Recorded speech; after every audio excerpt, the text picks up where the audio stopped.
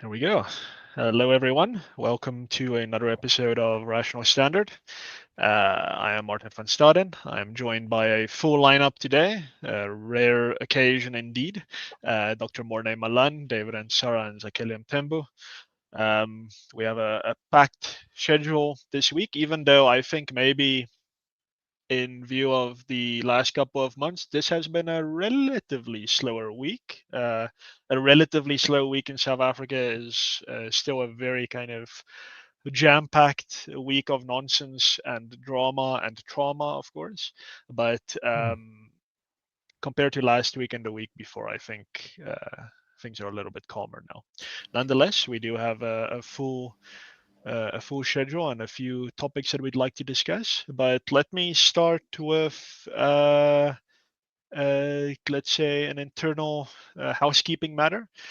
This will be the last episode that Morné is joining us on for a while, probably. But we're going to do our very best to have him on as regularly as we possibly can. Morné is, as you all know, the Rational Standard was recently acquired by the Free Market Foundation, and we are all here staff of the Free Market Foundation. And Morné is leaving the FMF on a full-time basis. So he's still a very good friend. There wasn't a big fallout, and he hasn't been fired or kicked out. But there are going to be other commitments that are going to occupy his time. Morné, I just wanted to say thanks from my side for your involvement with this podcast specifically. Your insights have always been very appreciated, and we are going to be very eager to have them on as regularly as we possibly can in the future. But yeah, let me give you a moment, maybe if you have a few words to share with our audience. Oh yeah, thanks, Martin. Yeah, it's been an absolute pleasure, particularly the podcast, particularly the lively comment section that we have on the podcast. It's always been nice, great conversations. I think we've done some great work, and we've really delved into some good topics and provided some insight into a lot of important matters. And I mean, just keep doing what you're doing, and I'm going to do my best to see if I can fit as much of this kind of work into my schedule as possible. So it's been an absolute pleasure, and it isn't goodbye. It's just a see you later, I suppose. No, absolutely. Bye for now. Yeah. You're not going to get rid of us that easily. So, so somebody in the comments, one of 44 says Morné is abandoning us. Yes, indeed, he is. But he's going on to do other great and wonderful and interesting things. So I just wanted to say thank you very much, Morné, from my side as well. Not just for your stimulating conversations on this podcast, but also for all the fantastic work that you did for the Free Market Foundation in the year and a bit that you were with us. The GNU has lasted longer than you, which was much to our surprise, because you joined the FMF Not just my as the surprise. GNU, just as the GNU was being formed. I think a lot of your time was spent on policy research, some of our communications work as well. And yeah, it was very useful having somebody with your breadth of knowledge. So legal skills, philosophical skills. Martin's very disparaging of philosophy, but it helps. And it shows. Not to mention economics as well. We wish you Godspeed and all the very best with your future endeavors. Thank you very much, everyone. And likewise, doing great work. Keep doing what you're doing. And I mean, sometimes you have to know when to quit, I suppose. Unlike the GNU, I think we'd all be better off if it weren't still going. But I suppose those are the cards we're dealt. But let me just address those rumors. I'm not leaving as a refugee to the US. I was about to say that I suspect that your refugee status just got approved, and you're frustrating, and you're leaving us here. But I'm like, thank you for clearing the air and everything. You know, Yes, I know that's what everybody's been speculating about. I know. Definitely, I was sitting here thinking, Morné about to be an Americana and everything. So that's cool. That's cool. I am not. I've not been invited to join the Trump administration at this stage. Yeah. No, But not in yet. the same way, in the same way, all the other guys, Morné. I feel like I have to say something since like David and Martin were like, yeah, goodbye and everything. But like it was great working with you, Morné. You are cool. You know that we were just talking about how you made me listen to 50 Cent, and I doubt anyone who would look at you would think, hey, this dude listens has Why some did I not very think deep that? knowledge. Has very deep knowledge of some early 2000s hip hop. So that's pretty cool. That's pretty Yeah, cool. but But I Morné. wish. Sorry, Zex, Oh, go ahead.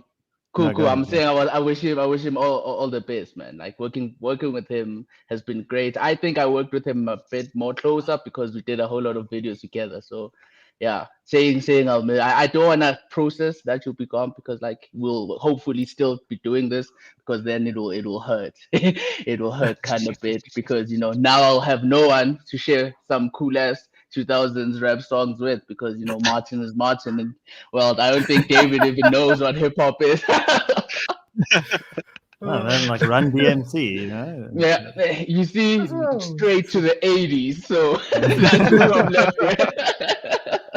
Look, Oh. 90s hip hop was also pretty good. There was Vanilla Ice, I mean, he's a legend. Oh, jeez. wow. You see what I'm More of the left with. generations. Oh. But, It's worse than having no knowledge. I guess. Vanilla Ice. It would be better if you just said you know nothing. I know nothing. Yeah, But, it would be way as better. a demonstration of Morné's range, he also knows an incredible amount about punk music. And late last year, we all attended the Libertarian seminar up here in Joburg in Midrand.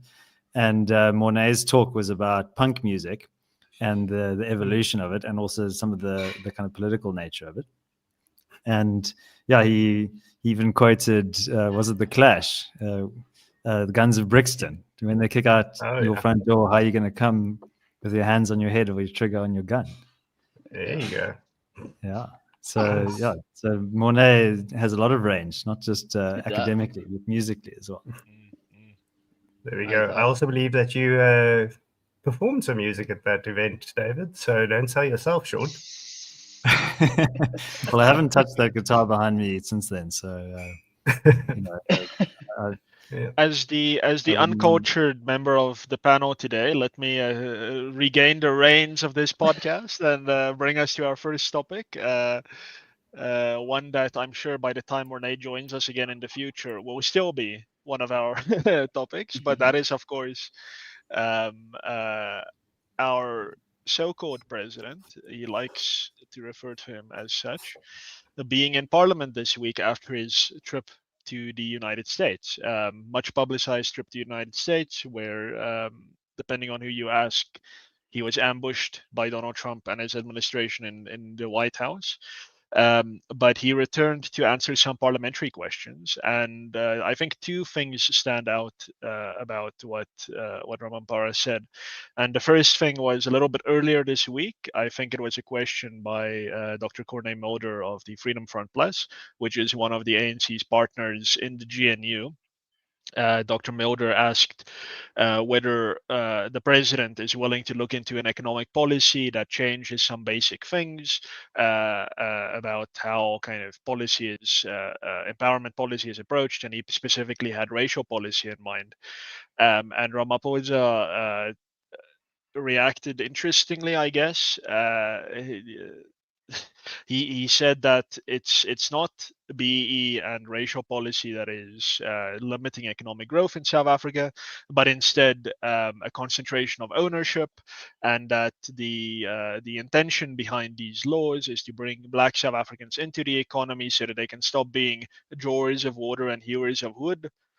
I don't think anyone other than Ramaphosa thinks that of Black South Africans, but sure. And that it's actually a problem to imply that you shouldn't have race-based empowerment policy, and I think Zakes has an interesting answer to that, which we'll get into a bit later in his article. It's a very good title. We're not unemployed, we're overregulated. But that aside, that was the first statement from Ramaphosa this week.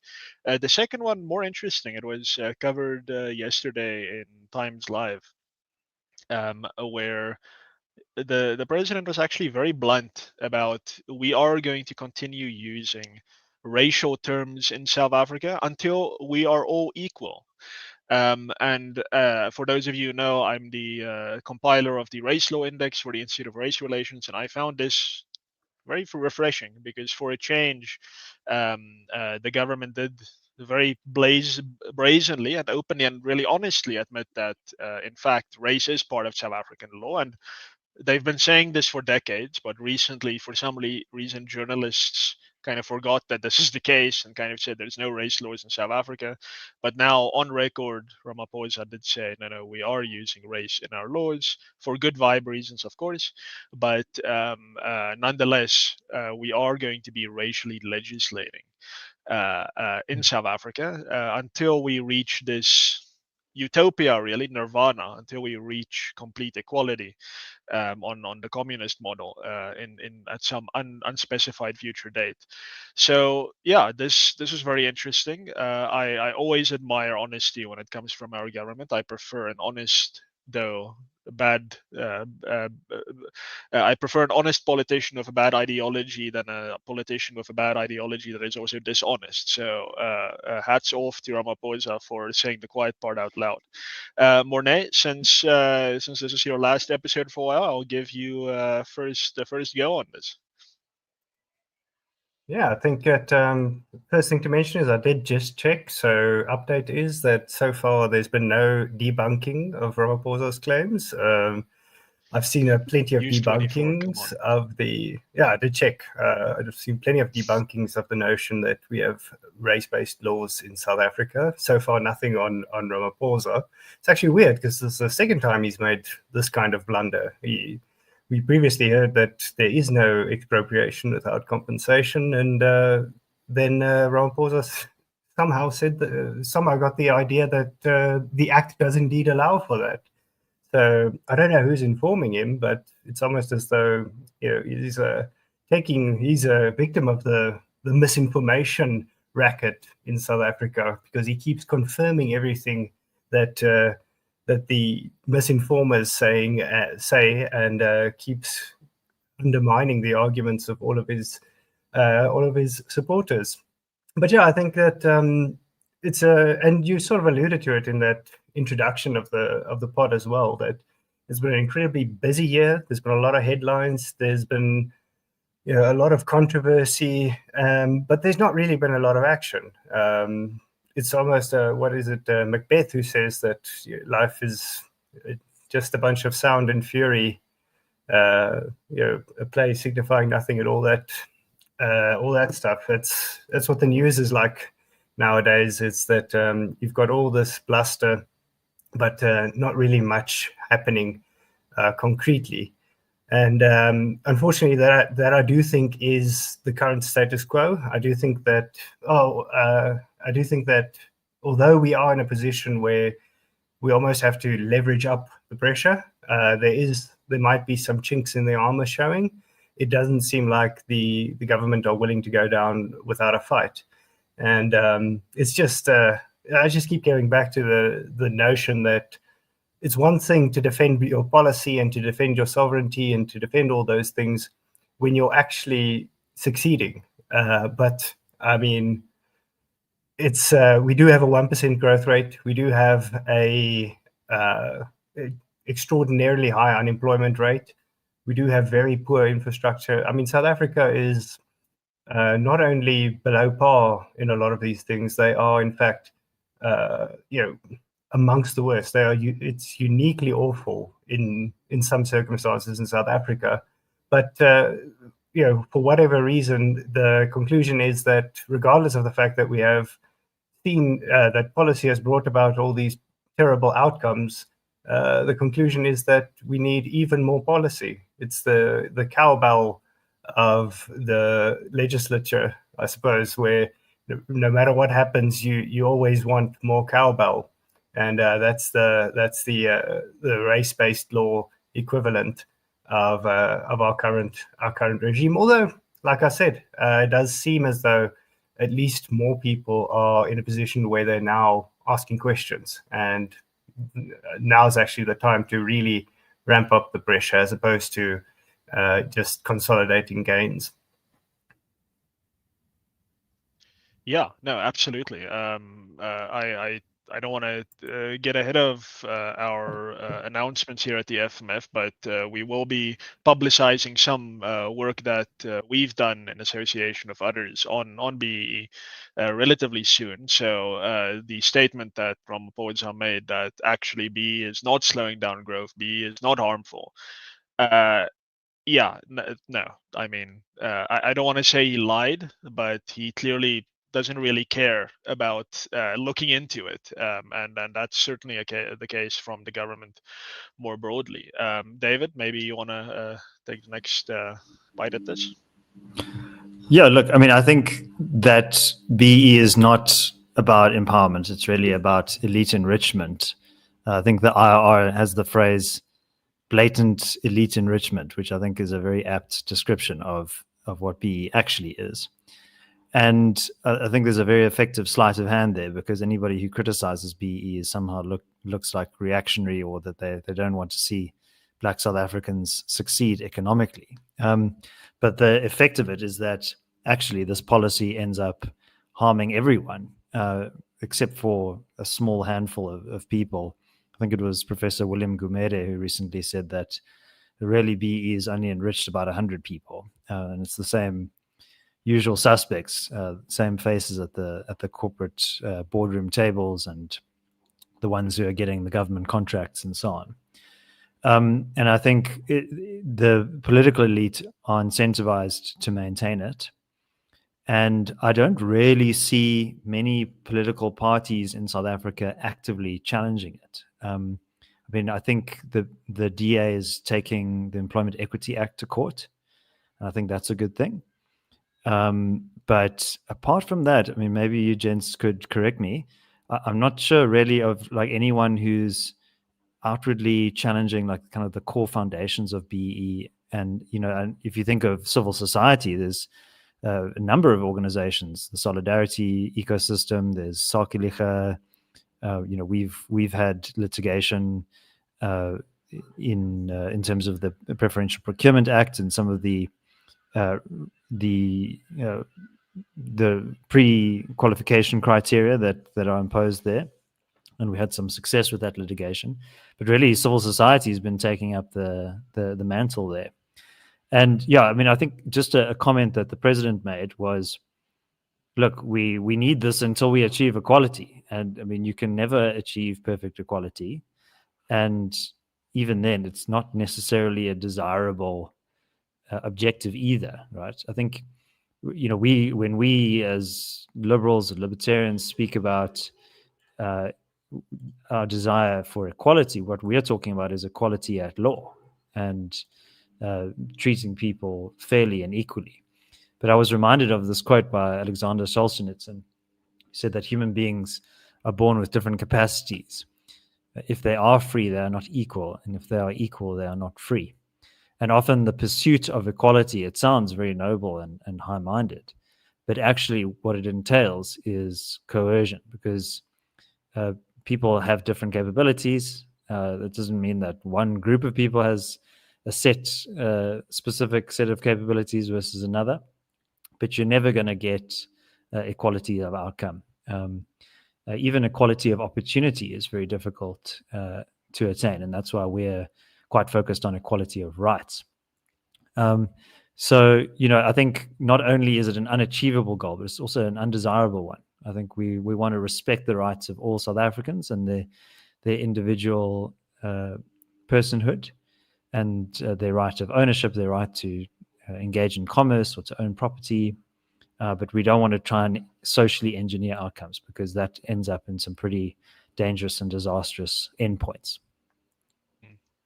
Yeah, and I think the important thing to note here, because of course our enemies will try and paint us as saying that, well, you must never redress past injustice, but liberals and libertarians have actually, I think we have some of the oldest views in kind of in the span of human injustice on redressing injustice, past injustice. It's a core tenet of liberalism, of John Locke's kind of theory of how property is acquired, and if you didn't acquire it that way, you need to, or if you did acquire it justly and someone else took it from you, you are entitled to it back. So the point you make about achievability is important here, in that as far as our philosophy is concerned, it is, if you can trace the injustice, you must redress it. If property X was taken in the past in a way that was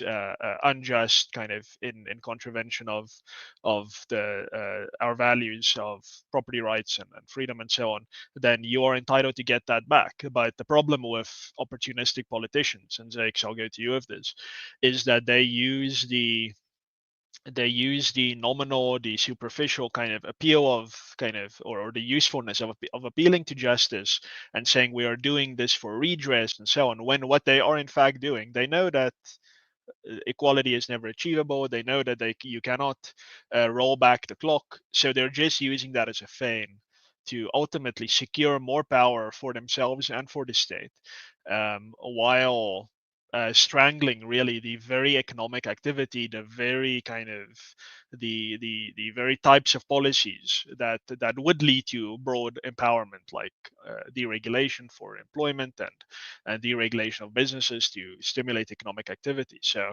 that's very much an opportunistic political thing that they do. What do you have to say about that, Zex?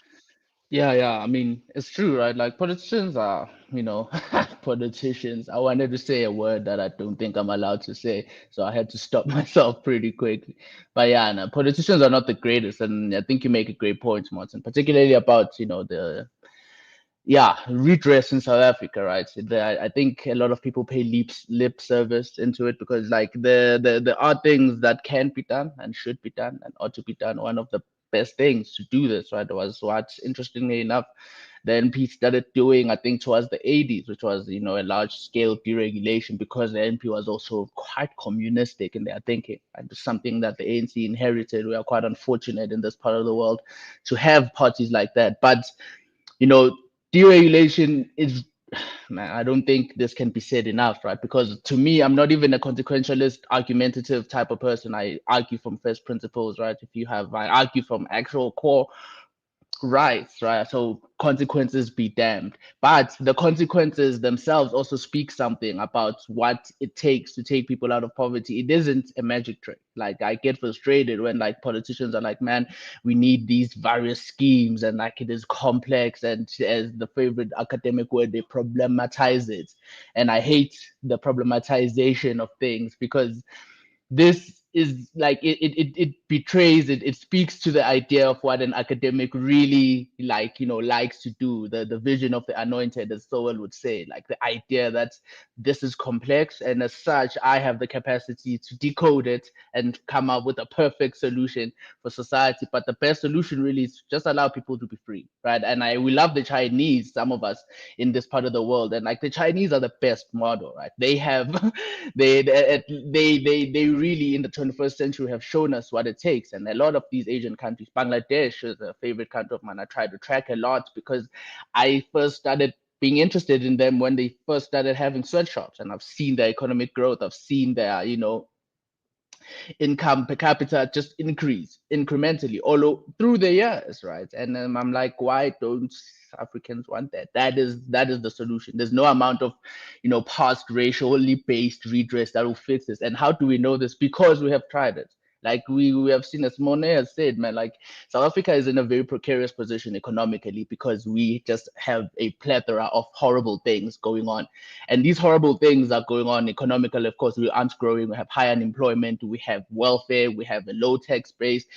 Like, we have everything that is conducive to an economic disaster. And this is within the context of like I think a couple of decades of race-based policy. So if you are an evidence-based person, any empiricist out there, right, you have to concede that at least something is not working. And that thing that is not working, part of it is the race-based policies. That much you have to concede, right? Of course, you have to get past the fact that there are any race-based policies, as Morné said, because some crazy things have been happening for the past few weeks where people are like, PE is not PE. But yeah, it is sad what politicians are doing. It shows really how much they don't care, man. To Martin's point, like PE is a very interesting policy because it has it is the worst. It has the appreciation, the appearance of working for redress when it actually does the opposite. If you were to look at like the conditions of a large portion of Black South Africans have gotten worse progressively throughout the years as PE was ramped up. Like a lot of people likes talking about the Zuma administration years, right? And Ramaphosa has been worse in my estimation. But what happened during Zuma's administration is that you saw a ramping up of PE while simultaneously you saw all of these horrible things happening in the economy, high unemployment, a lot of actual material conditions for Black South Africans got worse. But if you were to actually like talk to someone, they'd say, "Oh no, but Jacob Zuma was great for Black South Africans." I'm like, but the seas, right, of the high unemployment and the low shrinking tax base were planted by his administration, and thanks in large parts to this very deliberate push to try and re-engineer the structure of the economy using state resources, something that is also dumb. I'm sorry for the long rant, but like that is also dumb because the state doesn't create resources. It doesn't create like PE as a concept of redress just does not work because the state has to source funds from the general population through taxation. So the ideal ultimate solution is to grow the tax base. The best way to grow the tax base is by just allowing people to freely enterprise. So even at the ultimate solution, if PE were to be implemented correctly, it would still not achieve its ends because it is working backwards, if that makes sense. So it is one of the most interesting things. But I think David mentioned a very interesting point, right? I thought I should give these people a shout out because they introduced the idea to me. Well, one of the people from the DA, right? I think their former head of policy, it was Gwen. I think it was Gwen. I think the DA has an actual policy alternative to BE. It is something premised on like income. I know I've read it there in their previous policy conference. They adopted it then, and it is pretty much an income-based determination whereby instead of a race-based classification, you actually use low income. It'll really, I think it is one of the best alternatives if you want to look at like an actually substantive redress based on, because then you won't have a situation whereby the son of Jacob Zuma or the son of Cyril Ramaphosa benefits from redress because he just so happens to have the same melanin content as me, but they have probably are richer than most white people really in the country, right? But when we have income, then it becomes an actual somewhat objective criterion whereby it's like everyone below the certain threshold will get assistance from the state or should get preferential treatment from the state. Really, I don't know what they're social democrats, so I'm not a social democrat. I get lost in the logic of state redress and everything, but they have an actual alternative to PE. They have, I know for many years, Gwen has been actually vociferously against it, and she like the policy, as I said, she once shared it and I knew it from them. So there are alternatives. They are the only ones who have an actual alternative to the policy. But I think you're right, David, that we are seeing a ramping up of like people speaking up against it, and civil society, of course, has always been against it. So we will see. It has cemented itself. BE has, and it also rests on a very shaky legal basis, right? I think one of its leading cases, I remember speaking to one of my legal professors back in school about it, and it was like it is a contradiction in terms. The Constitution says no racial discrimination, and BE per definition is racial discrimination, and then you do this weird exercise of racial discrimination for the right reasons. Yeah, it is an entire thing. Yeah, fair discrimination. It is an entire thing. The jurisprudence of it, I always found it to be quite shaky, but I'm a crazy legal head. But yeah, there's that, man. Deregulate and everyone will not be poor. Like, this is really the takeaway from my long rant. I'm sorry. Yeah, if I could just link up to a couple of things that Jake said there. The first one is just the fact that, I mean, what would be the argument against using socioeconomic status as the measure of these sorts of things? There is no real argument against it. It's just that, then it does become a little bit more objective, and then it does exclude a lot of the politicians. So that really is the only argument. And the other thing is just on the deregulation. I think there's just so many sort of fallacies all moving around at the same time with these sorts of things, because I do think that fundamentally, I'm not sure what percentage of South Africans, but far too many South Africans believe that the only way that for any particular group to succeed is through government action. They believe that the only reason that whites are relatively richer is because the previous government assisted them, and they believe that the only way that blacks can become relatively richer versus whites is through government action. And that's really the only way. It's sort of it's an incredibly state-centric kind of view of the economy, where nothing ever happens on its own, nothing ever grows on its own unless the government has its hand in it. Then the entire economy will fall into disrepute. And I mean, it's just, I don't know of any examples of a particular group that were actually raised up through empowerment policies, through any sort of policies that sought to improve them, sought to improve their lot relative to other groups. The fact is that if any particular group succeeds, it's more often than not despite government action and not because of government action. And you can actually see that even amongst whites.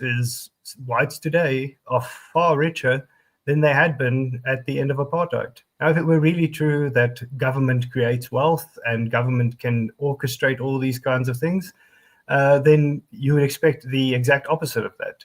But I mean, it just goes back to what would have to happen. You say you have policy A, you want outcome X, and you get the exact opposite of that.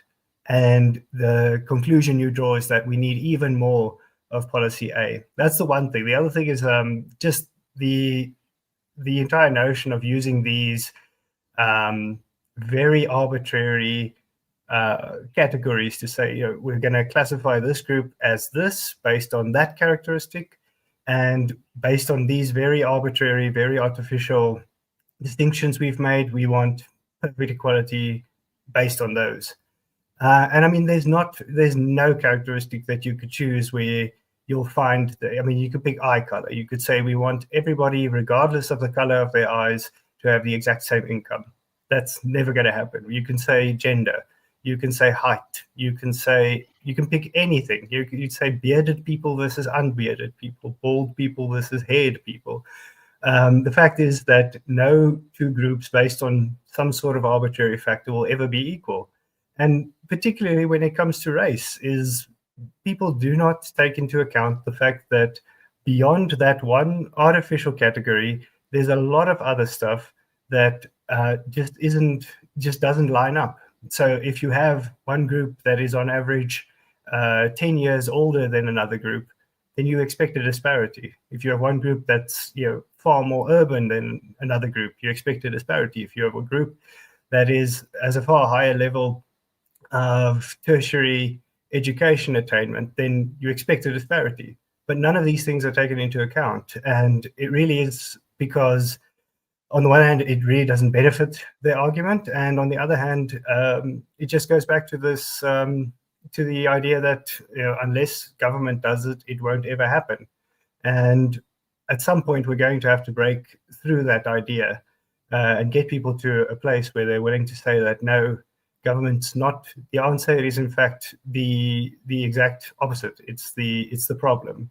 And it's more often than not, you could say people succeed not because of, but despite government. And when you do see someone flourishing, it's often the case that it's because they're being, quote unquote, neglected by the government. if you really wanted to achieve equality, you would have a post-apartheid government that tried to do everything it can to raise up the white population, and that would probably have gotten us far further along in achieving equality than what we did end up doing. Yeah, I think the important thing to note there that people often miss is just how overwhelming the evidence is. If you look at the United States, kind of, I would say maybe a pioneer in so-called affirmative action policies from the 1960s onwards. I mean, it destroyed the black community in that country. Like, it destroyed the black family in that country from Lyndon Johnson's period onwards, and it didn't lead to any kind of real economic empowerment for disadvantaged black Americans. Then you look at, to me, the most, let's say, really the best example, and I think this is an almost irrefutable example. That's how strong I think it is the Jewish population around the world. Wherever the Jews have gone throughout history, they have been repressed by policy, and yet it is almost because they have been excluded that they succeeded, because they didn't have a choice. They had to succeed. They had to create wealth in their own community. They had to rally around their own community and try and succeed despite the odds. This happens to virtually every immigrant community in the world. Wherever they go, they tend to do well. Because they don't have the benefits that laws accord to so-called natives of wherever that is. You have the Chinese minority in Malaysia. They, despite, I mean, when did Malaysia acquire independence from was it Britain, whoever their colonial authority was? The Chinese minority there has been more wealthy than the indigenous Malaysian majority, and they also have almost BE-esque policies in that country, and yet the Chinese minority remains more wealthy. And of course, as Morné said, the South Africa is a great example. Apartheid, if anything, certainly it was a system of severe oppression that kept the black South Africans out of the economy, but in no way did it cause whites to kind of do well, because almost the second apartheid ended, you can see this in charts of per capita income broken down by race group. The second apartheid ended, white incomes jumped. It's like, what? It's so counterintuitive if you accept the statist mentality that in the absence of state empowerment, you cannot do well. No, in fact, in the absence of state empowerment, and in fact, in the presence of state repression, you tend to do well. Herman Mashaba, a man of many bizarre contradictions today, created a business empire in the 1970s and the 1980s while black South Africans were being repressed. Sam Otsonyane established NAFCOC in those days as the kind of face of black business during apartheid. I mean, I say this and people are like, black an African bank. Yeah, these things existed. Yeah, African Bank. Richard Maponya as well, same story. Succeeding despite there not being any black empowerment mechanisms. And this all really happened in the 1980s, as Zake said, which was in fact during a time when the apartheid government was privatizing, deregulating. So, and I mean, I kind of agree with Zake. I'm not terribly interested in consequentialism, but if you look at something like the Economic Freedom of the World Index, which the Free Market Foundation publishes in South Africa every year, it just shows that everywhere where the state deregulates, where the state steps back, wealth and prosperity tends to fill whatever void it has left. So we do have the evidence on our side, and better yet, we do have the morals and the values on our side. But we don't quite yet have the PR machine on our side. And the left has been ingenious, as Ramaphosa shows, at weaponizing the rhetoric of justice to push for more power. The right is terrible at this. They tend to say, hey, we're going to commit a genocide. that's what the right tends to do, and then they go and do it, and it's very bad PR. Where the left is like, no, this is for nice bears and cat videos, and everything is fluffy and great, and then they end up also committing genocide or whatever, or committing some other form of oppression, but they have a good PR machine behind them. David, anything more on our best president state? Well, a few weeks ago, Martin and I were the only two pod bros on the pod, and we were talking about the Khmer Rouge in Cambodia, a terrible left-wing genocide. I forget the term when you try to commit genocide against an entire class rather than an ethnic group or a religious group. But one of the tragic consequences of the Khmer Rouge, not only were 1.8 million people killed, which is about 20% of the population, but a lot of skilled people left. And one of the interesting anomalies of history and economics is that many Cambodians went to California, and through some kind of contingency of history, ended up working and starting donut shops. And there is an extremely high disproportionate number of Cambodian donut shop owners in California, and they have these pink donut boxes. And there was a guy named Ted Ngoy, I think, who was nicknamed the Donut King, and he basically built an entire empire of donut shops. And now people, their children have joined these family businesses, and they've become incredibly prosperous, right?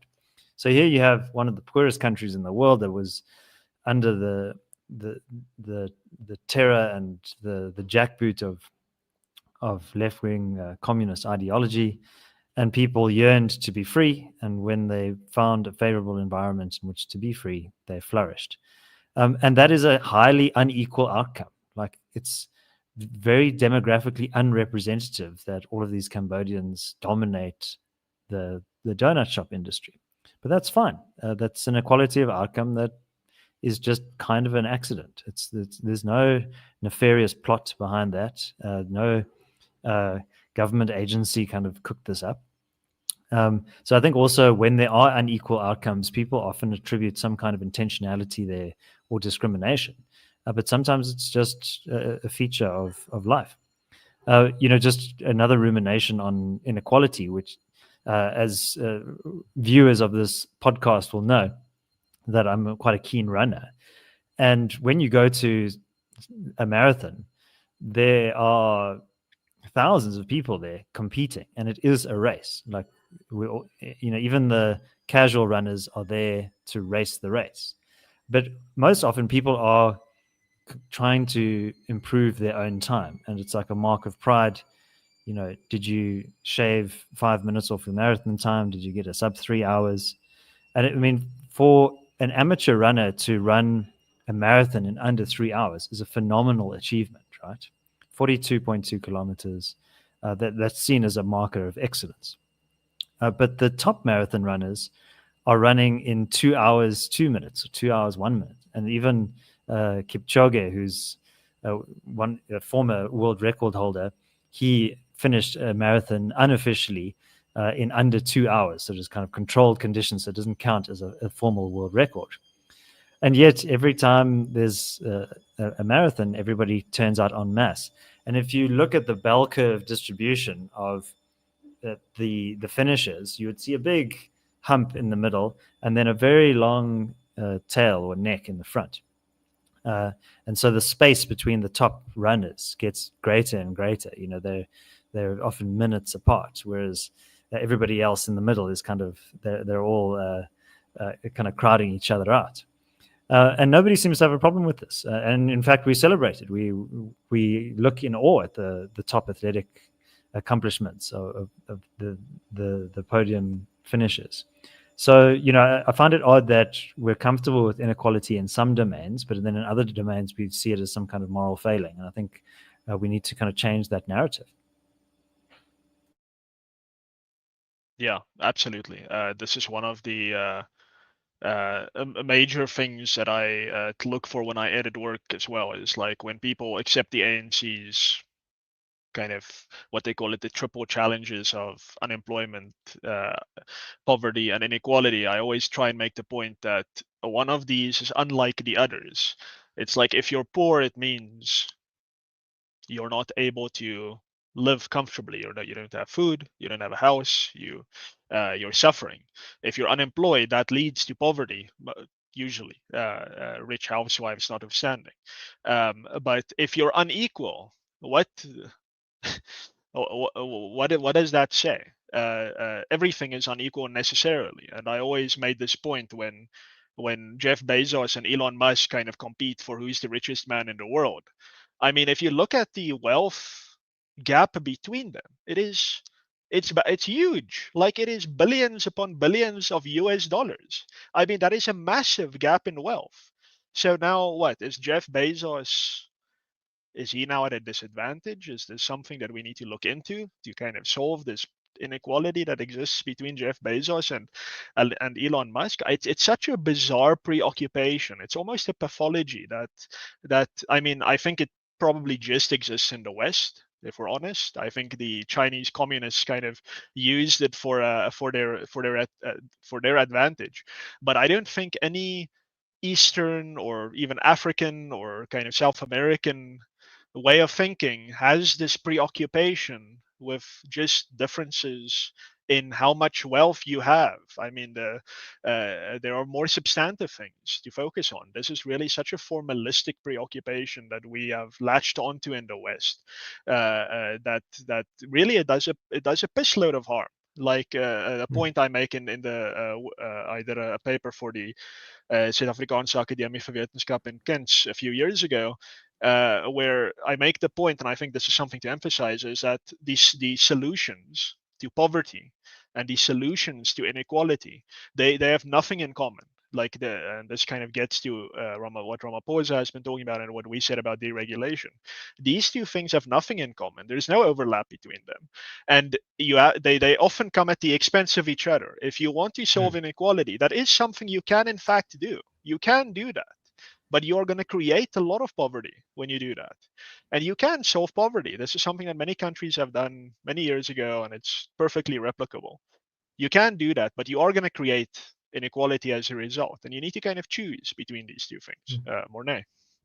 Yeah, no, the metaphor, and I can't remember where I heard this metaphor, but that always illustrates this well for me, is the notion of, say you want a perfectly equal lawn. You want your lawn to look absolutely perfect. You want every single grass to be equally tall. There's two ways of doing that. You can either get spread around all of the nutrients, and if this side of the yard's a little bit shorter than the other side, this one needs a little bit more sun. Or you can just take a lawnmower and cut it all short.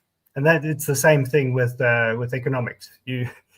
It's impossible to really manufacture these things where you try to raise this, put a little fertilizer here, put a little fertilizer there, maybe a little less sun here, or you can just grab the lawnmower and cut them all so that they're all equally short. And that really is what essentially ends up happening if you take this thing to the extreme. And I do think that it has become a misnomer.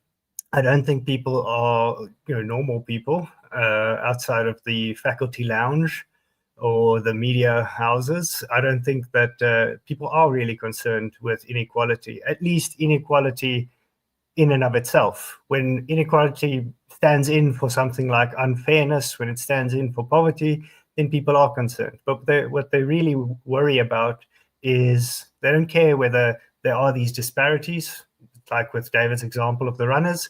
But when they do care is when those disparities are unfair.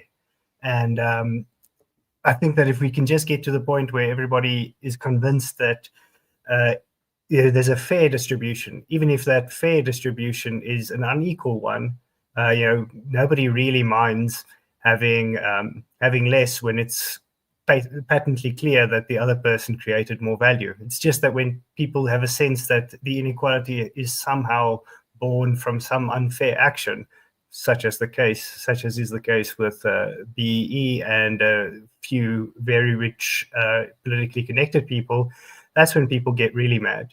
But just to get back to your example, Martin, of Jeff Bezos and Elon Musk, a friend of mine once asked me the question, and to me it was a fairly easy one to answer, and I think it's going to be fairly easy to anybody in the audience. But say you have a button, and the minute you press this button, the second you press it, everybody in South Africa has their income quadruple. Yeah, you make it anything you want, quadruple, 10 times. Everybody's 10 times richer, whatever you like. You push this button, every time you press it, everybody is double as rich, twice as rich as they were. Would you press it? I know I would. I'd like everybody to be twice as rich as they currently are. But if your main concern, we're assuming that I didn't say everybody's richer. We're assuming in assets, but I mean, to me, it's an easy question. You've just lifted up everybody. You've improved their lot immeasurably. But if your primary and often your singular concern is equality, then, I mean, it's a difficult question. I mean, someone who was, who had 5 billion rand more than you have now has, was it 5? Let's say 5 to 100. Now it's 10. And you've gone from 100 to 200, so now it's 9. Just under 9 billion more. Well, okay, fair enough. I see the comments, but the point is, you've just drastically increased inequality in South Africa, and the question you have to ask yourself is, did you do something bad by pushing that button, by just increasing everybody's income tenfold? And to me, the answer is quite obvious. No, you have most certainly not. But to the equalizers, I suppose it's at least an open question as to whether or not you actually want that. I think Morné.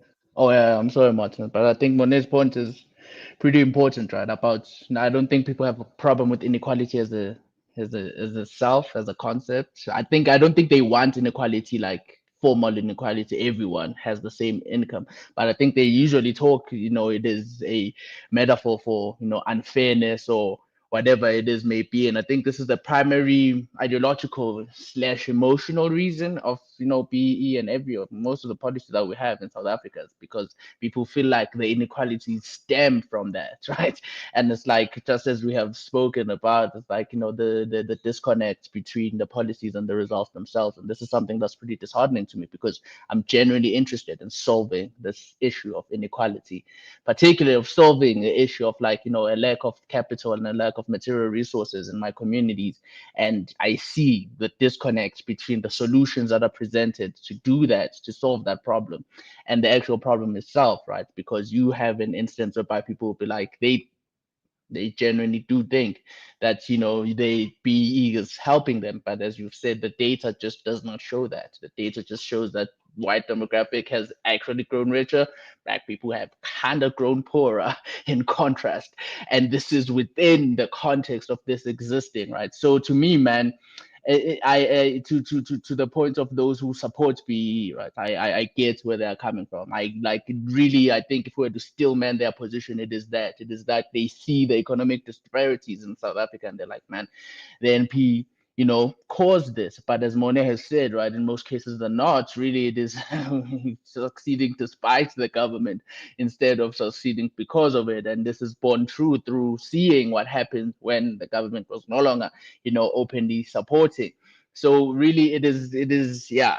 The solutions to me are there, but I just thought that Morné's point was pretty important, because it is something that I come across, especially when I speak to a lot of people who support these policies, right? They'll be like, man, but it isn't a starting, like to David's point about runners who are starting a race and everyone is just fresh. They'll be like, in the past, these runners, one is starting at like the back of the line or something like that, to use, still staying with the running methodology. But to reiterate, man, the solutions, as much as the impulse might be to, yes, let's just redistribute the already existing pie. As anyone who's well versed in economics, and I'm glad that the Austrians drilled this into me, is that, like, you grow the pie.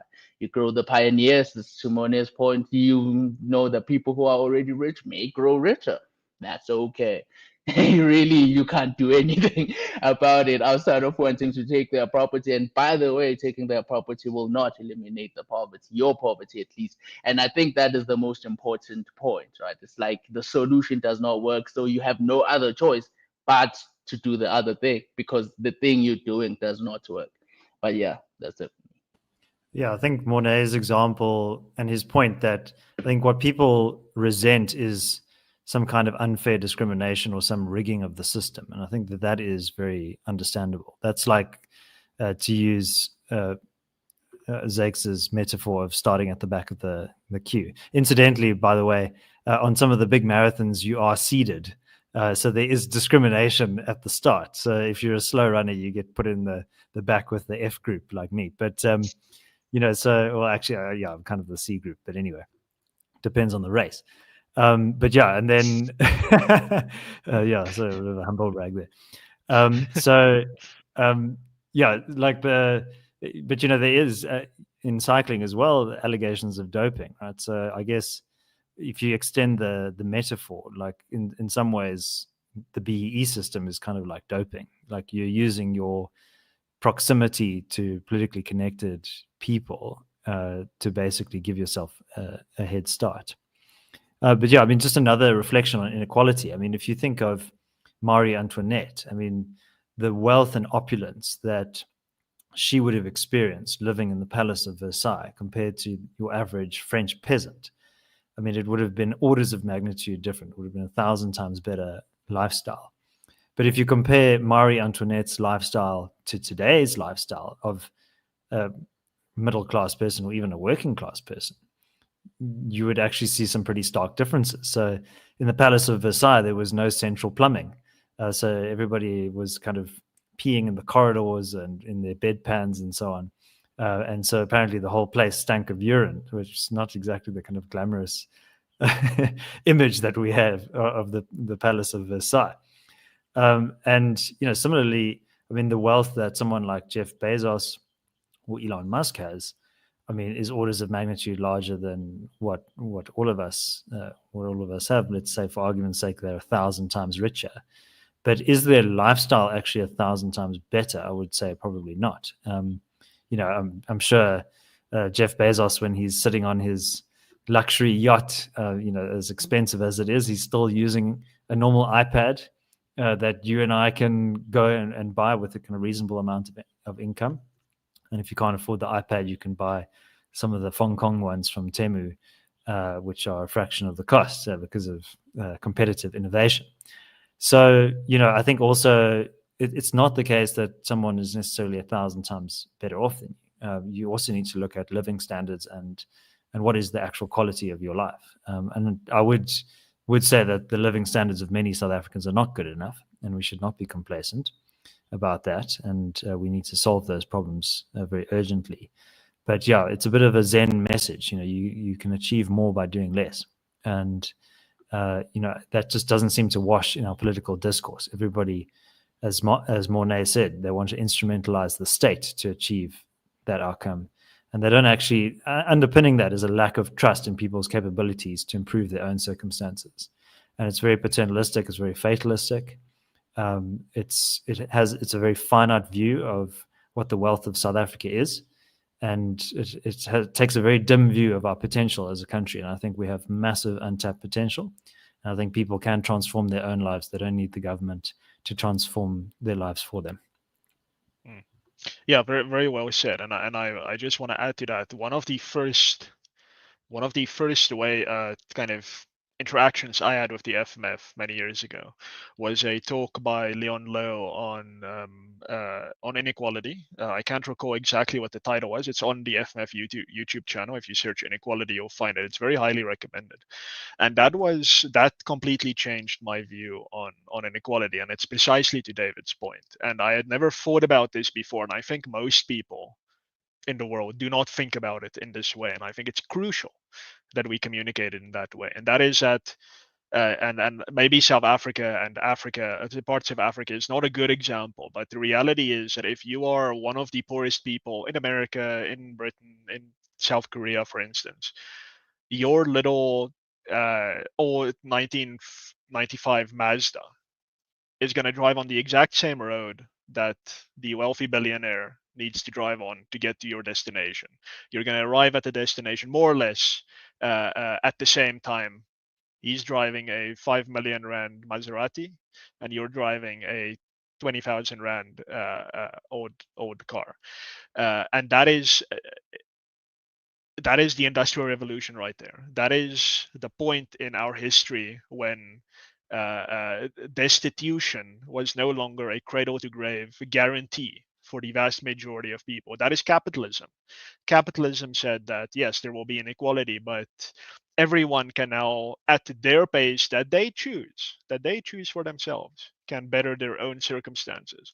And that is only made more difficult to the degree that the state says, no, we actually know better in these circumstances.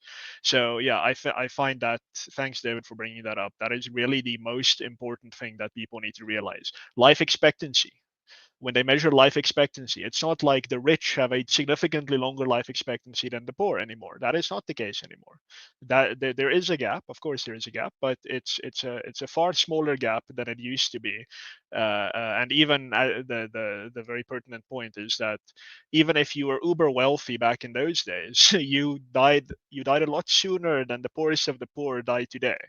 And I think that's a very underemphasized point that we need to always bring into these discussions, because again, Ramaphosa said, and I couldn't believe I praised him for his honesty, so I shouldn't now shame him for it, but he did say that, well, Dr. Mulder, your people got sweet deals, so why can't black people do that? I mean, he said this. I'm quoting him. This is what he said.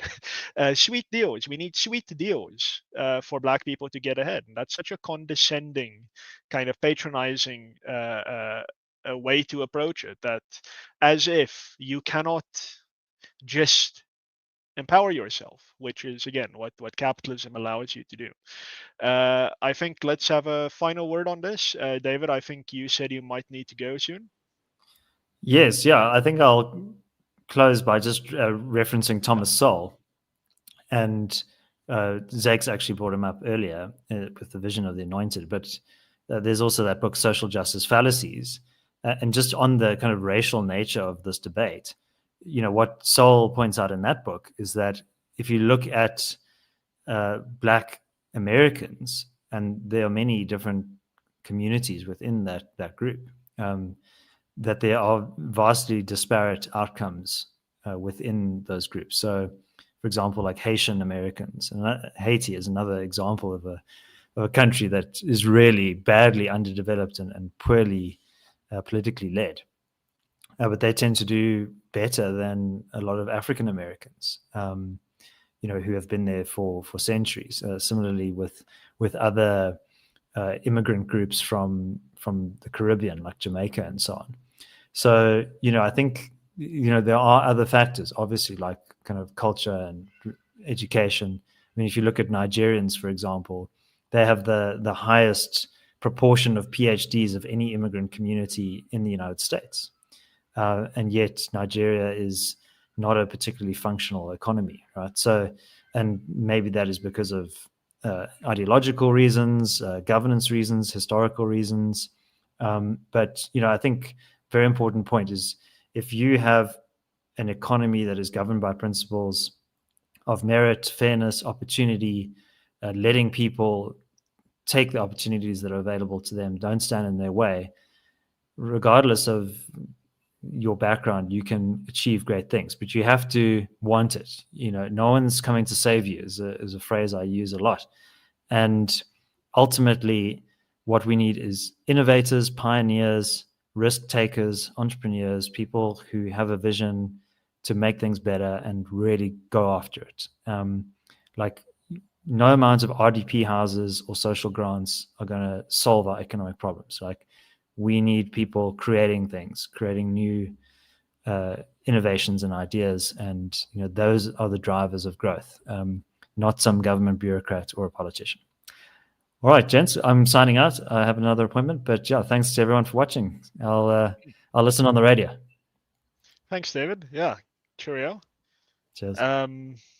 Yeah, I'm glad David mentioned welfare there, because for the last segment of our show today, we're gonna just quickly discuss two articles that I think dovetail quite nicely with each other that were published this week on Rational Standard.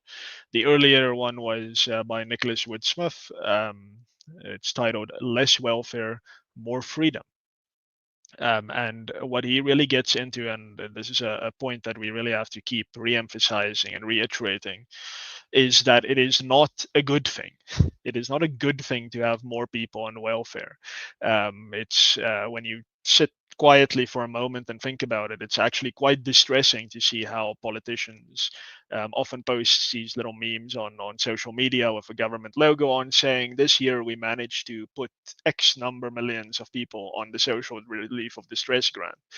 And okay, if you steel man them, they'll say, yeah, these people needed it, they didn't have access, now they have access. But I mean, it's there's still something missing there. There's still an acknowledgement missing from the political class that actually they're on it now, but we're trying desperately to get them off it, and that's not what's happening. No, not from the ANC, certainly not from the EFF.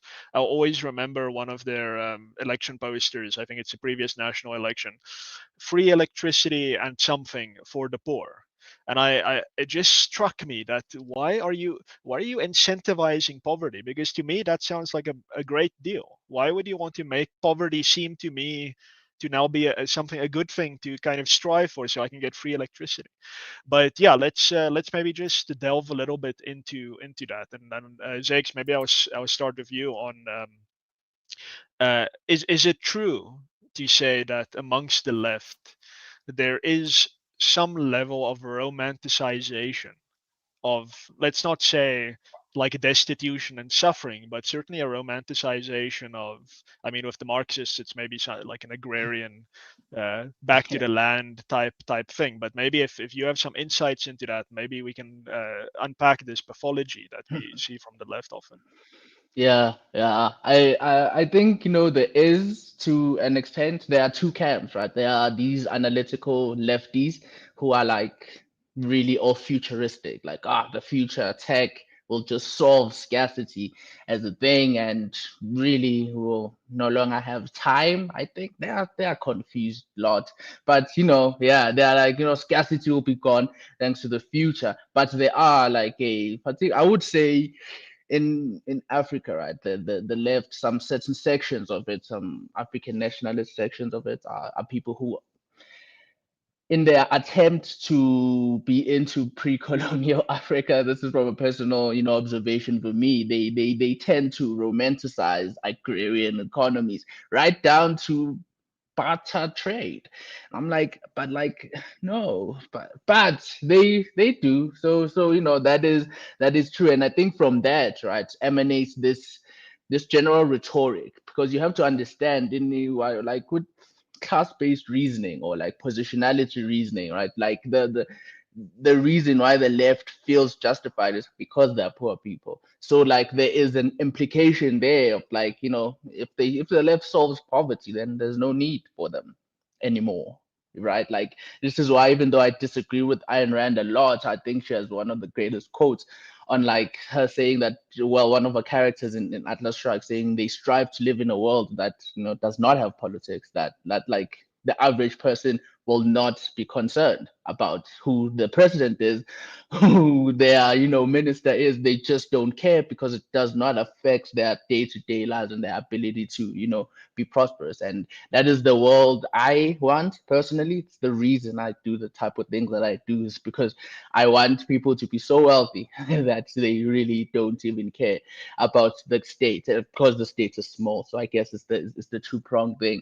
But with the left, it becomes the opposite of that. The left, like the more the poor people there are, the stronger a lot of leftist parties are. If you look at the trend in South Africa too, right? Like the poorer South Africans become, the tend to lead to a stronger or bigger leftist push from a lot of these countries. So they do have a vested interest in maintaining that, and it is unfortunate. To your point, right, about this whole free, man, the idea that the state can solve poverty is disheartening to me, because it is a lot of parties that are voted for by black people in South Africa are parties that promise this, right? So of course, the black people also vote for the DA, so please don't go there. But a lot of parties that are voted for by a lot of black people are parties that have this very skewed idea of what it takes to solve, the hardships that are faced by black communities throughout the country, and it betrays their genuineness, for lack of a better term, because it shows that they don't care. Like, I know people in the EFF are capable of just familiarizing themselves with economic data and economic science in the general. I know people in the ANC definitely know economics. So like, the fact that these people are willing to double down, triple down on these things because they have an ideological persistence to them, to me is just unfortunate, because the evidence is clear, irrespective of the principles that you cannot take someone's property and give it to another and say it's justice, right? That is the basis upon which we oppose this whole redistributive model of economics. But the consequences too, just like, it makes everyone poor. Like, why would you want that? To me, that is why I don't get the self-interest of it. But I guess, as I said, the self-interest is that if people aren't poor, then people don't need the left. And as such, I think there is, even though something that they don't want to openly admit, there is a presumption there that we kind of need the destitute, we kind of need the masses of the poor people, because then it justifies the continued existence of these policies. That's why they are forever policies, right? All of these policies are forever policies, and they start with the premise of wanting to solve problems, but you get surprised these problems are never solved, because of course the point, I think, was never to solve them. So yeah, it's a good point right there, Martin. And in South Africa, we are seeing this, right? Like, the SRDs, Tulima Tonsela is part of an organization that has been pushing for this. And I'm name dropping her because she has written multiple articles about this. And I know she's probably a very smart lady. She's a professor of law. I know she understands rights, and she does the social justice thing, which I hope she writes an actual paper about it, so that I actually get to read this version of her, the social justice, because I'm a Hayekian, and that social justice is injustice. But I want to hear what these people are talking about. But like in South Africa, man, we have this push, right? Who in their right mind in South Africa, who was reading Nicholas's article, would see the amount of welfare recipients we have compared to the amount of taxpayers we have, and be like, you know what? We need more. We need more. We need just to make, like, it just from They a love practical level. they love the poor so much, they'd like there to be even more poor. Even more. I mean, when you Number must when you go just up. Yeah. I mean, I think that is the case, and I don't get it. To me, right? I really don't get it, because, man, we already had a lot of problems with welfare in SA, and the fact that we have, organizations, not only organizations, political parties, right? Because there is a willingness from, the ruling party in the ANC. I would say even to an extent from, from the DA, as I said, they are social democrats, maybe not to the crazy extent that the ANC is willing to be in a welfare state, but they are also willing to admit the general principle that, the state does need to play some redistributive role in the economic lives of people. So, yeah, of course, you'd want the DA version than the current SLD forever version. So, yeah, that we are here as South Africans. We will get free money from the state, and the state gets money from a from people who are constantly getting smaller and smaller.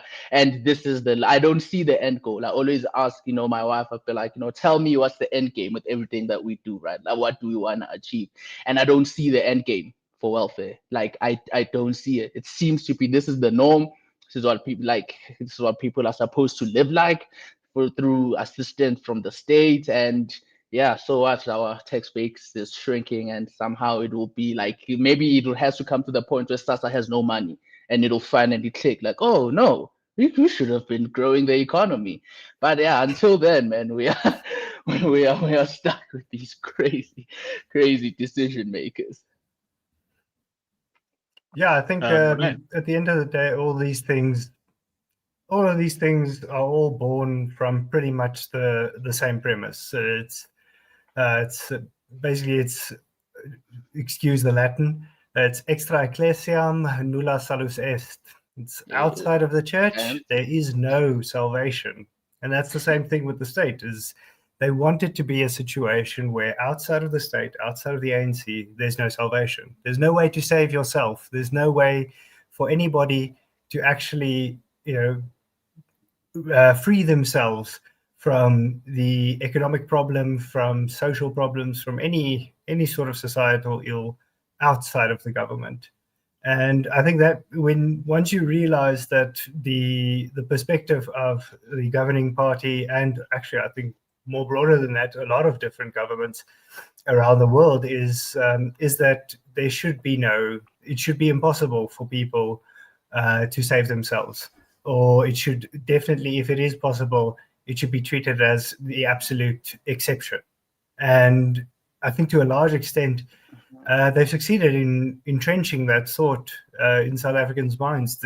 I think a lot of South Africans, unfortunately, far too many South Africans, have bought into this idea that, outside of the state, how will you ever be saved? It's just not possible to save yourself. There are all these sort of ethereal, invisible forces that's keeping everyone down, and it's done a good job at fostering the dependency upon the state.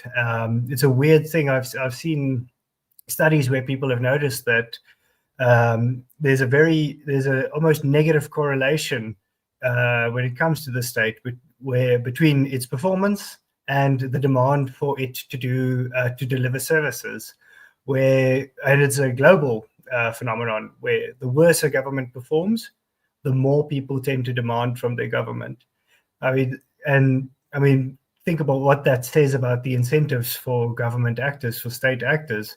It's the worse you perform, the more power people will be willing to give to you.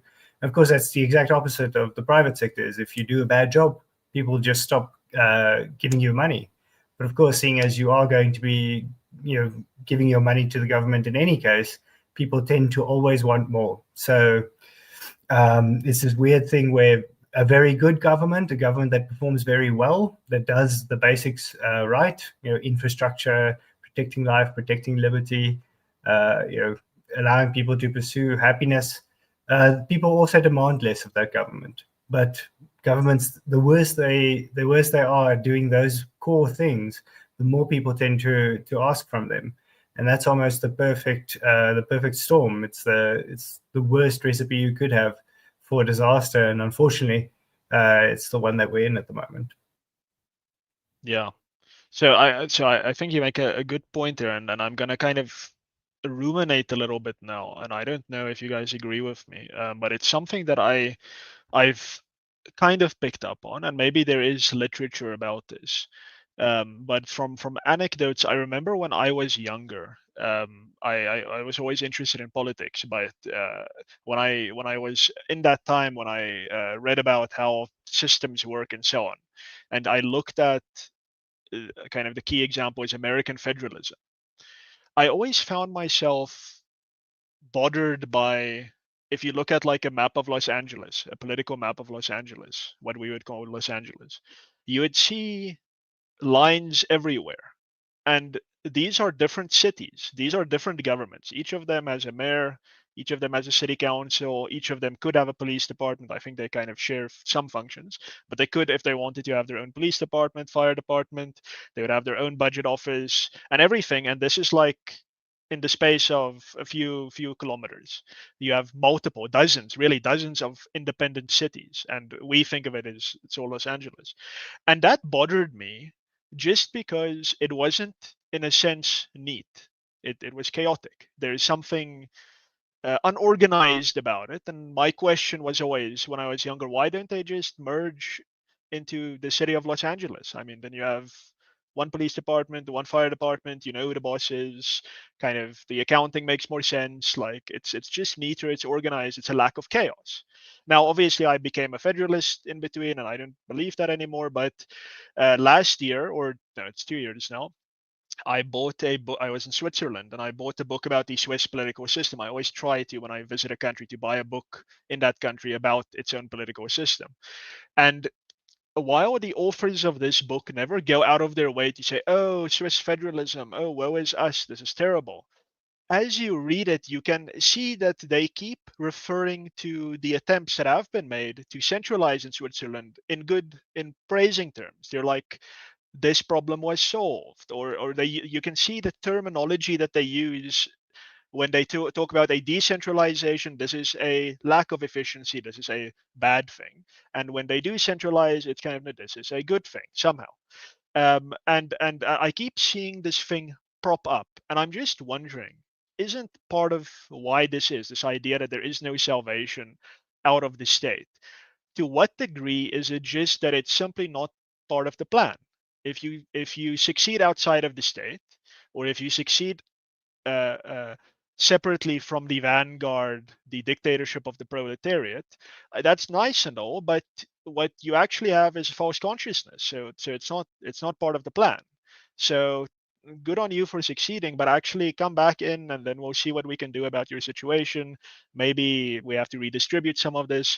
And increasingly, I haven't written about this. I haven't really thought about this in a lot of detail, but I'm seeing a lot of this tracing back to a kind of maybe French rationalism or something. This idea that we as people have this ability to plan, to organize, to reason, and everything. We can kind of tame nature, and we can plan. We can create paradise on earth. And when things happen that are not part of the plan, that's chaos. That's not neat. It's not. It shouldn't work that way. And if it does work, it's kind of a coincidence. It's kind of an accident, and it's not part of the plan. We have to bring everything under control, and so on. And it's maybe less an ideological preoccupation, and I think a lot of it becomes rationalized in ideology. But maybe there's just something about humanity that we don't like, the unneatness of freedom.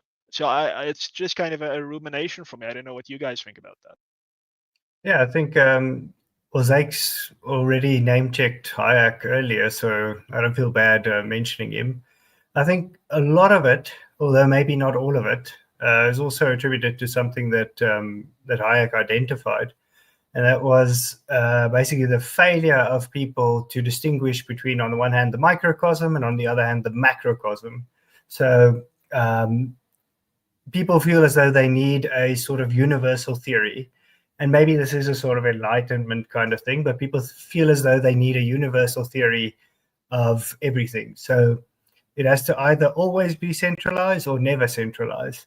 Whereas once you begin to distinguish between the micro and the macro, you can start to say that we don't want anarcho-capitalism in our families.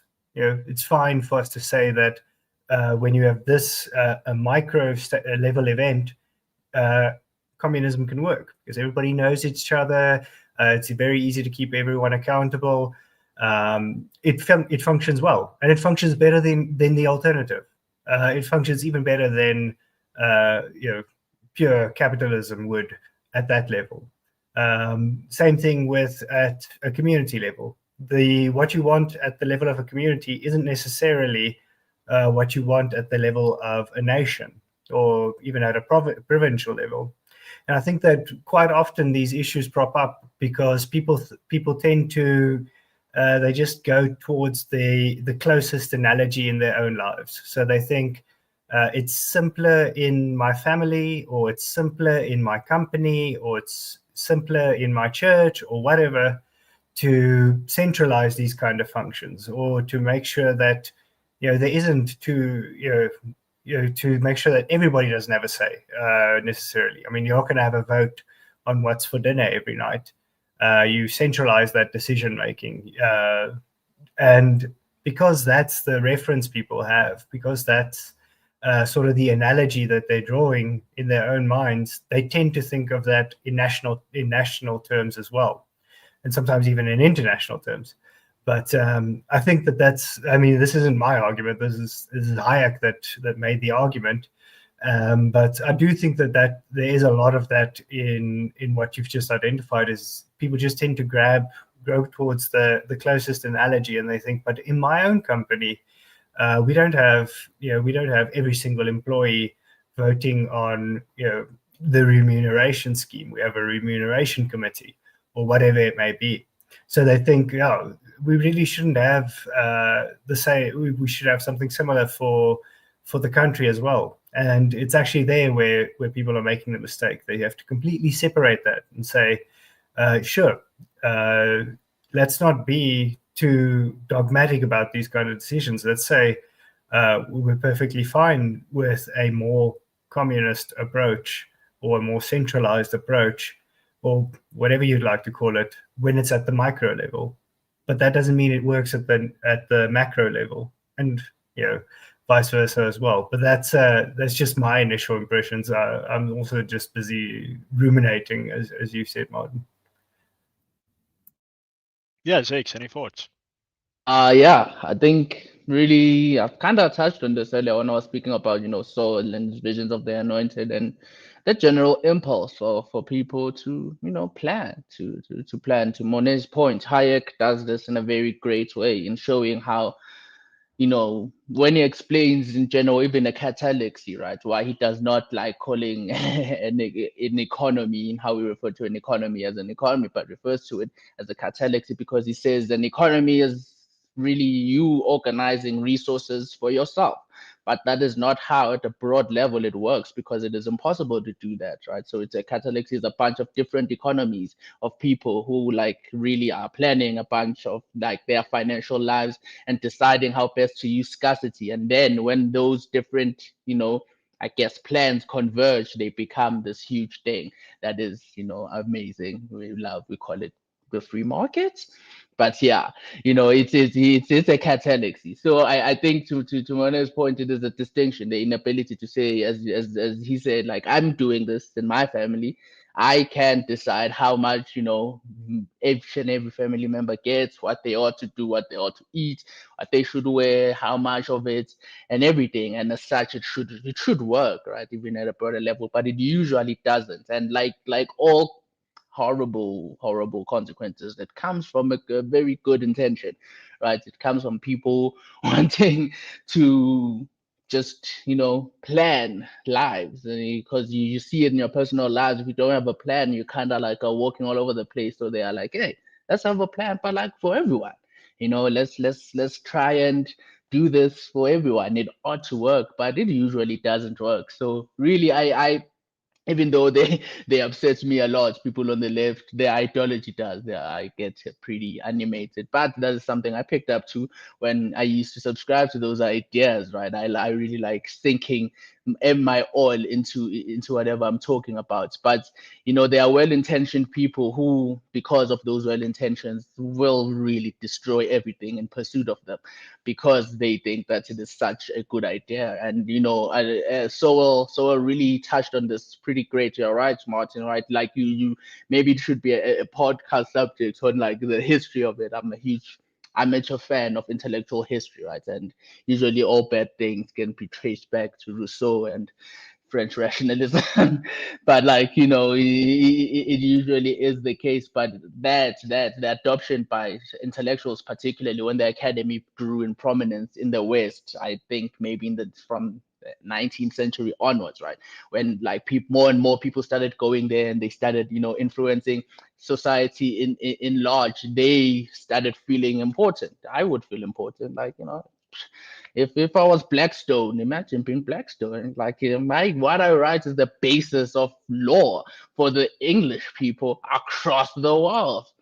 I would think I'm the best thing since sliced bread. And yeah, hell yeah, I can plan your lives. I can plan the lives of millions of people. So, you see where the urge stems from. But of course, as I keep on reiterating, planning is bad. Like, it is one of these crazy things where, like, in every instance, where even the most well-intentioned of people try to do this, it always ends up horrible.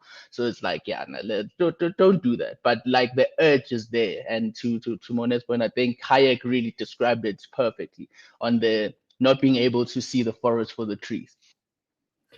Yeah, I think actually when they did start selling sliced bread, they said, "Wow, this is the best thing since Blackstone." So, yes.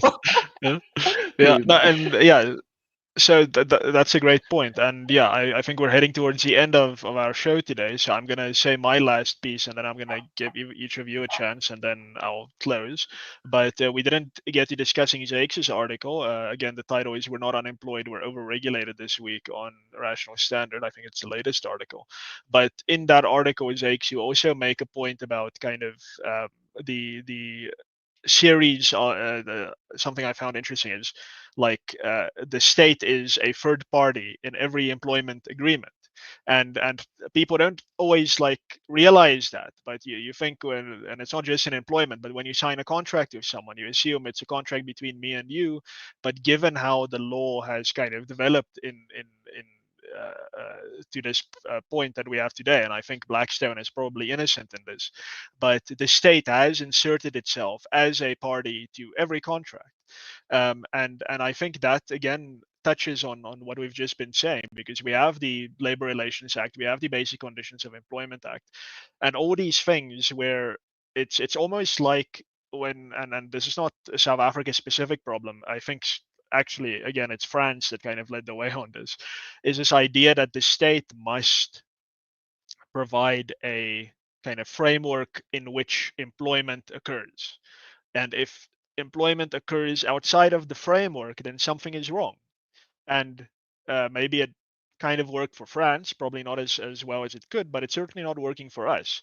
And I wrote an article this week on AI, and you see the same thing. So AI is this new wonderful technology that I think everyone can benefit from. But already, Solly Mtlatsi's Department of Communications last year in August published a discussion document where they basically say, oh yeah, AI has all this potential, but it's a completely unregulated thing. I mean, my goodness, this is thing that isn't under the blanket of regulation and law. So this is a problem. This is a problem. That wonderful word that Jakes alluded to earlier. They have taken something and they have problematized it. They have taken something that is actually so far only been beneficial. It's been good to humanity, and they have deemed it to be a problem. And it just goes back to this mentality of, okay, something is happening, somewhere, and we're not involved, we're not organizing it. And that is, I mean, on its face, I mean, Jakes, you just said you hate planning is bad. I think a lot of people hear that and think, what the hell are you talking about? Planning is bad? But no, it's the reality of life is that you as an individual, your plans do not work out the way you wanted it to work out most of the time. You have to adjust. An employment relationship between two parties. These are two plans coming together, and usually there is some friction there. And now we have to have a massive plan, a meta plan for everyone that is completely unadaptable because it takes so many people under its kind of under its rubric.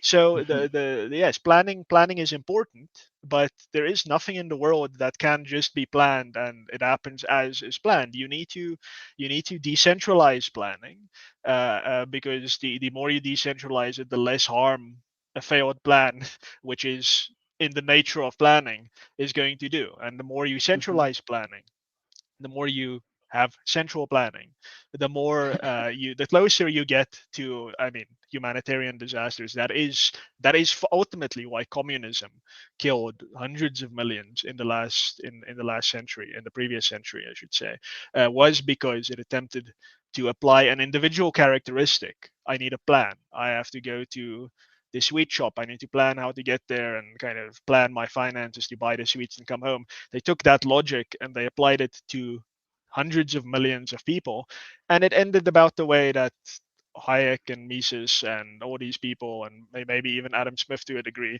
kind of implied that it would end. It just wouldn't work. So yeah, I would recommend everyone please check out Zake's article on Rational Standard about why there is so much unemployment in South Africa, and maybe bear this conversation in mind, because it does seem like this is the underlying kind of pathology that even behind ideology is driving a lot of these problems. Morné, I'm going to give you the first chance to say your piece. Last podcast for a while with you, but we will have you back soon.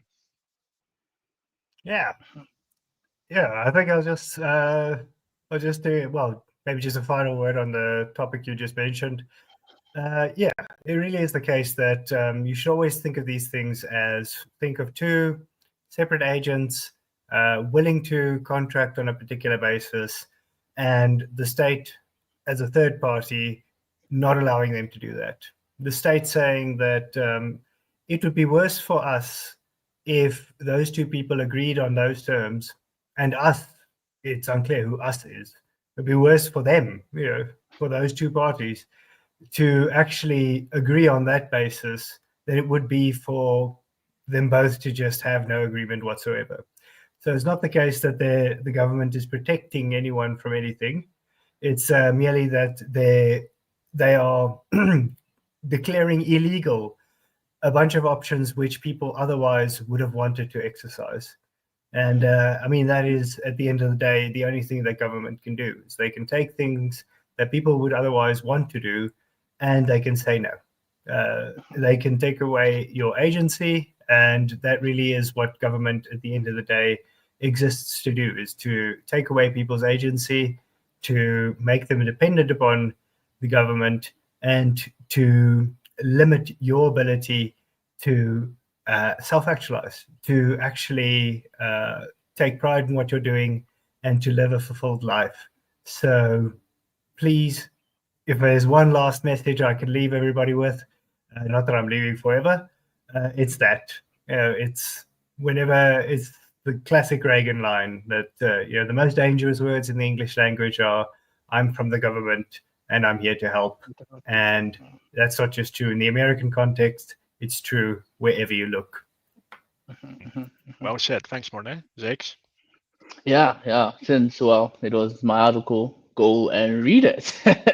And yeah, to go and check it out. But to the broader point, right, is the impulse of, man, like, seems like a legal part. I'm thinking of many legal rights, as mentioned Blackstone. I'm about to mention Bruno Leone right now in his vehement, opposition to legislation. And I think that is the problem, really. Legislation by its nature is like that. It's all encompassing. It seeks that, because, I saw this with the development of, like, cannabis being illegal in South Africa, and then a white paper coming, and then legislation. And, like, this is the movement of the state. They want to encompass everything, because if something is unregulated, it means that people are doing it for freely. It means that it exists and people are doing it freely, and that is never acceptable for the state, right? They have to, because if people are doing it freely and it's generating an income, then it's not taxed.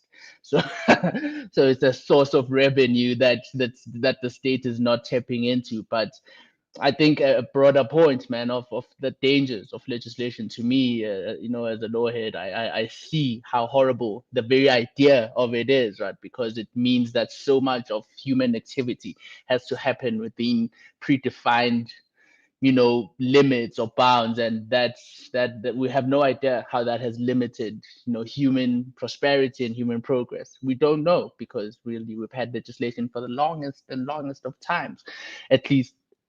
And it is unfortunate that we live in this world whereby nothing is allowed to exist outside of the umbrella of the state, as Morné said in a much more fancier Latin way, that there's no salvation outside outside of the church of the state. So it seemingly there is none. But and this is shown in the unemployment thing. So please do go read the article. I love everything that I write. So yeah, and it also argues for deregulation.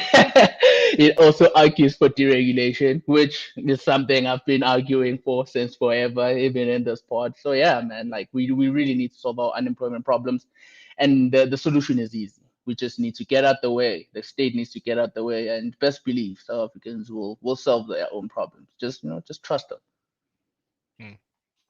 Yeah, well said. Thank you, gentlemen. That's it for this week's Rational Standard. As we've said, you're probably not going to see Morné for a while, but we are very eager to have him back as soon as we possibly can and as much of him as we possibly can get. I'm sure you'll be seeing a lot of his work still over the coming years. He'll still be doing some writing for us occasionally, which we're very thankful for. And yeah, we're now going to be one head down for these Rational Standard shows each week, but we will be carrying on with them, and maybe we'll manage to find another default face for the roster, but we'll keep you updated about that. Anyway, thank you for joining us again this week. I think this show got a little bit more philosophical, which I think is great. I think thinking a little bit deeper about these things is always important. Even if we don't always have the answers for why these things happen, I think just applying our minds a little bit deeper does make life and all the trauma that the state puts us through a little bit clearer and a little bit more digestible and a little bit more understandable, hopefully. But if you enjoyed this show, please always remember to like the video, share it, subscribe to this channel, click the bell icon if you want to be notified about when we upload new content. Rational Standard is a Substack, primarily Substack platform, so please go over to our Substack website and restack our content and like our content. And also subscribe to the Substack, where you'll find a lot more written content from the Rational Standard, including Zake's and Nicholas's articles.